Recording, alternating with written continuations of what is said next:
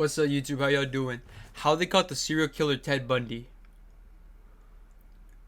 I don't feel like I need more of an intro than that, so. Woman walks down an alleyway on her way home It's from got college, dummy views illuminated and only in small puddles of sounds light by the interesting. lamps above her. Little does she know that a man will be waiting for her as she emerges into the car park. Poor soul, she thinks, after seeing that well-dressed man is struggling to carry books to his Volkswagen Beetle, especially as one of his arms is in a sling. She walks over to him and offers assistance, to which the polite and softly spoken man gives her his utmost thanks. As she takes some of the books and leans down to place them in the passenger seat, he hits her over the head with a tire iron. He gets into the driver's seat and leaves the scene. He'll strangle her like he did many others. He'll do unspeakable things to her. He is the quintessential maniac. His name is Ted Bundy. The scene we've just described to you was the modus operandi of this particular serial killer. Well, when he had planned his murders. Bundy's thing was to use his good looks, his speaking skills, and his educated demeanor to lure people into his trap.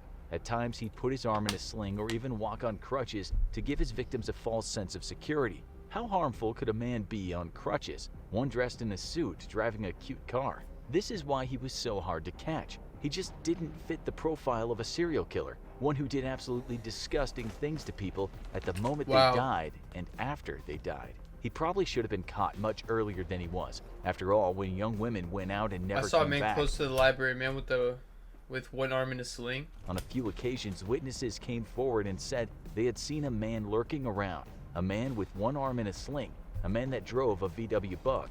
22-year-old Brenda Carol Ball was last seen talking to a guy in a car park who had brown hair and an arm in a sling. Soon after, Susan Elaine Rancourt went missing, never to return. Two people came forward after that and said they'd been approached by a man who wore a sling. He'd asked them for help putting some books into his car, a VW Beetle. Then, on June 11, 1974, University of Washington student Georgianne Hawkins went missing. Her body would never be found. We know that she'd been with her boyfriend and she left him after midnight. On her walk home to her sorority house, she was spotted by a male friend who was driving a car. He shouted out of the window, "Hey George, what's happening?" She chatted with him for a minute or two and expressed... Wait, her name... Her name's George? Hey, look, I ain't finna judge. I just... Okay. She was a bit nervous about her upcoming Spanish exam.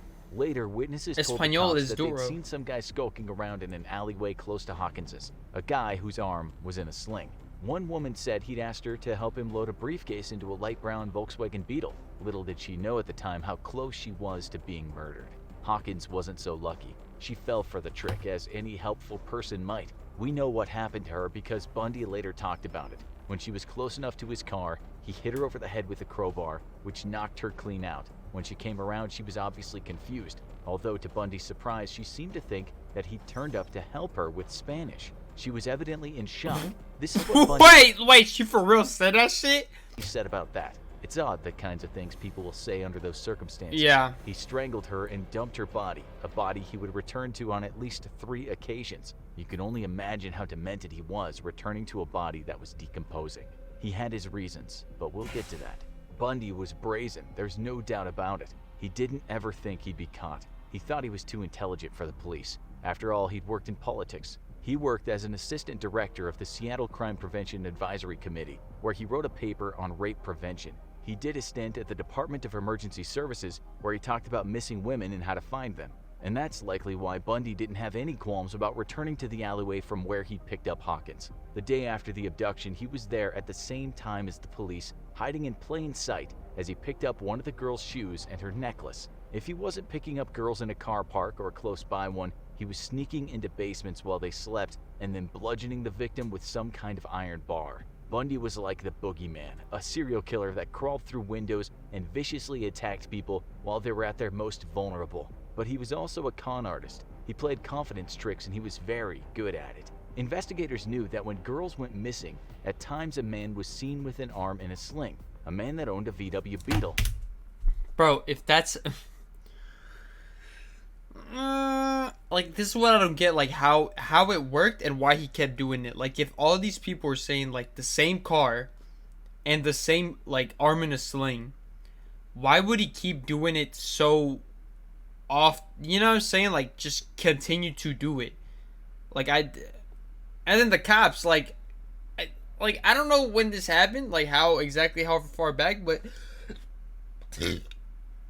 I don't think that many motherfuckers were driving VW Beetles. I know right now they don't. Probably back then a little bit more, but like still, like what? Like I don't care if the guy looks good and like wears the suit. Like it's the same. It's the same car and it's the same tactic. The a crutches or the sling.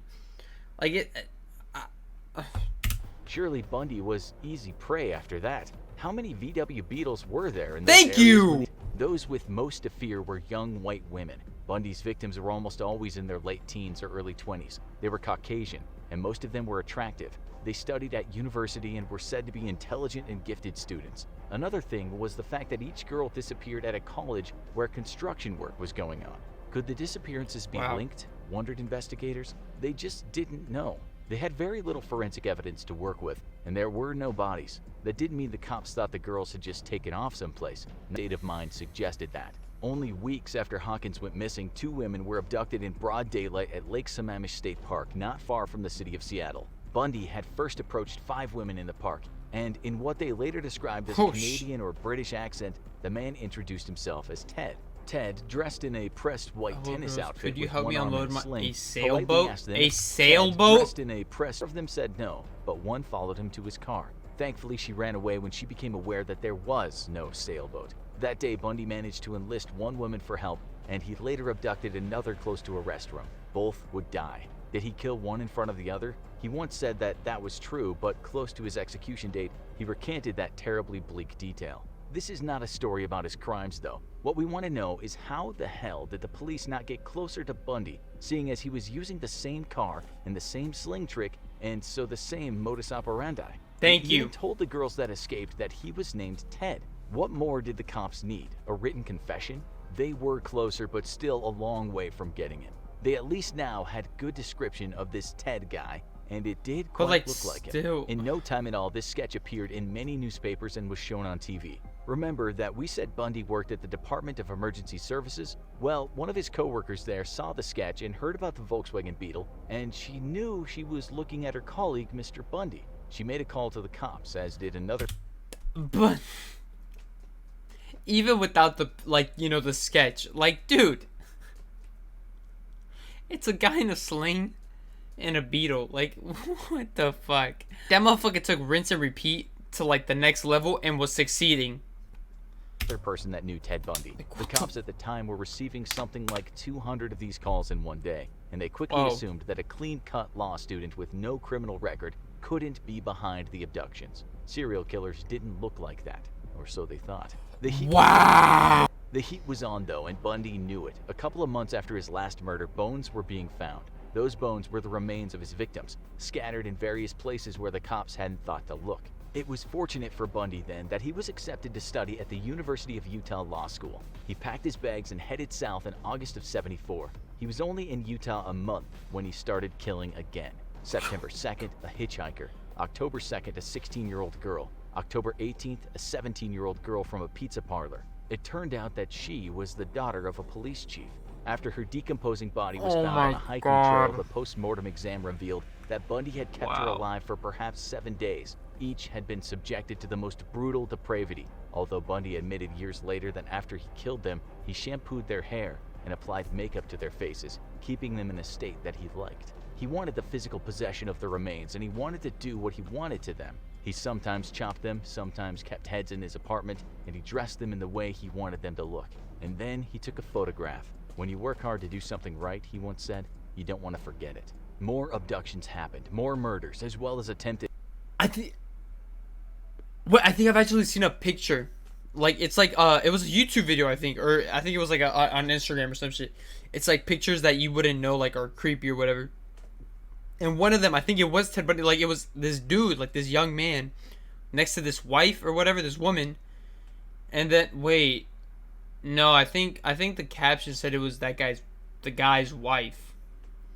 But then like it looks like a normal picture, but then like what's creepy about it is that she was dead when the picture was taken. Like, she had died 2 weeks or a week before, but it was the guy's wife. It could be Ted, but it's like similar. There was no point in me saying that. And after reading about them, a woman named Elizabeth Klepfer, who dated Bundy back when he was in Washington, put 2 and 2 together. She not only called the King County cops and told them that she thought she had been dating the killer but she also told the Salt Lake County Sheriff's Office and said the same. He had a She was still girlfriend? talking to Bundy at this point on the telephone, but she didn't say anything about her calls. For her, the sketch looked like Ted Bundy. The car was Bundy's, and so the murders following him around were just too much of a coincidence. Bundy started then killing in Colorado. Things didn't change much. Death by blunt force trauma, sometimes strangulation, bodies dumped, mutilated, sometimes wearing clothes that weren't theirs. 1975 drew to an end and there were more victims, Wow. some whose bodies have never been found. 76 turned out to be another bloody year. So how come Like I thought like this is an interesting video, right, to watch. But like, you know, if I watch something like I think it'd be cool to react to too, but like I'm just so like, look, if this whole video is me just like types, like, I'm sorry, like I have no entertainment value. It's like, what the fuck is this? Like, what am I watching? What am I watching? What the fuck? Like, who the fuck?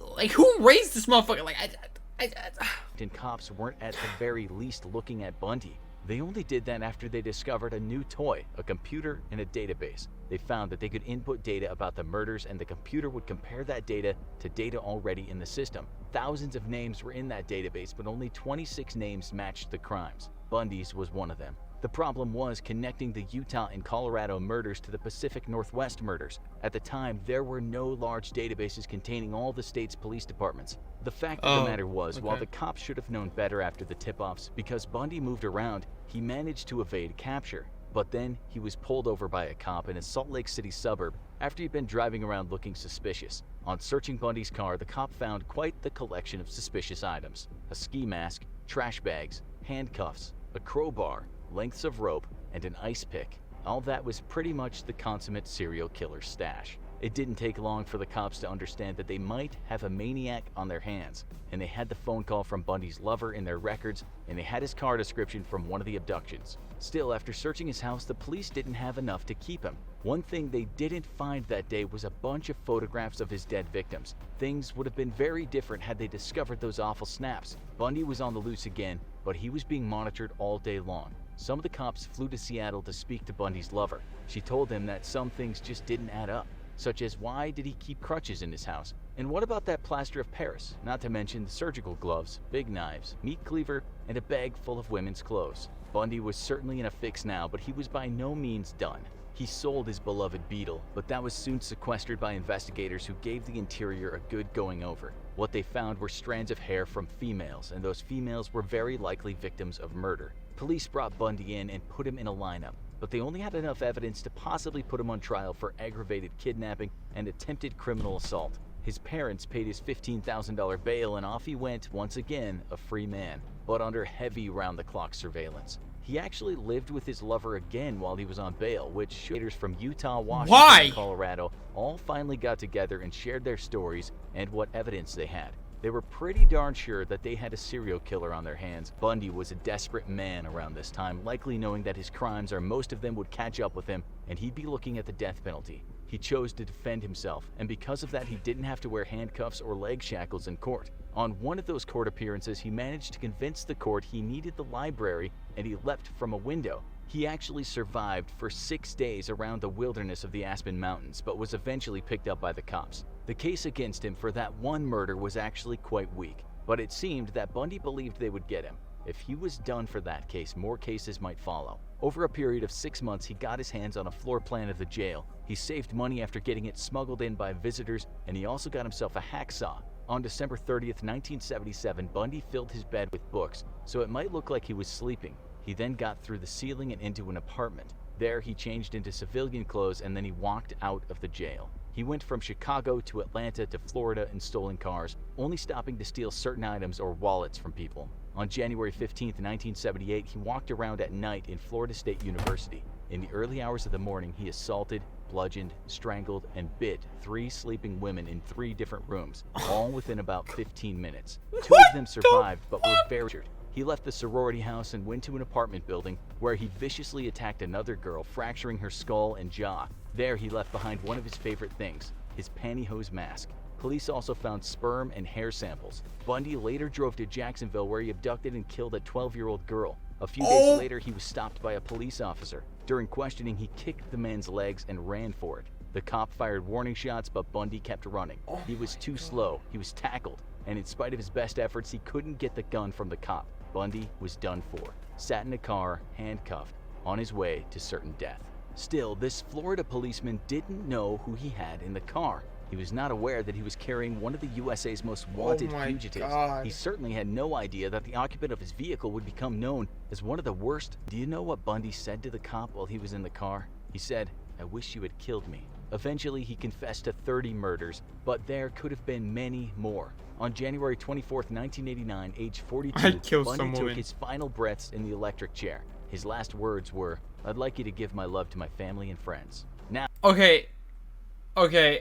Look, like, I don't know if y'all fucked with this video. Like, I didn't say anything. I really didn't. This was kind of fire. This was kind of heat. Like, as disturbing as it was, this is really interesting. Like, I really enjoyed this. As, like, tripped out and disgusted as I may be. Do y'all rock with these?